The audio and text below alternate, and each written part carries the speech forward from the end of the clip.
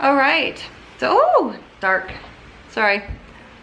Okay, so it is day 15 and we're going to clean windows, Okay, so I have my window cloth with me and I'm gonna point it down.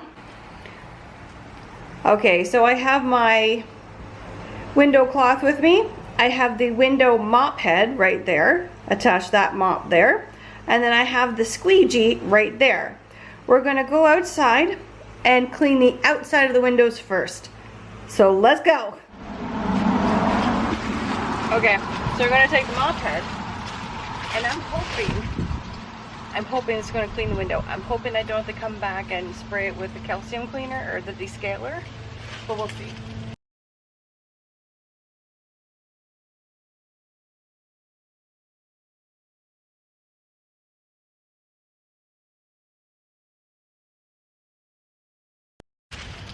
Alright, now we're going to take the squeegee and we're going to go over the window.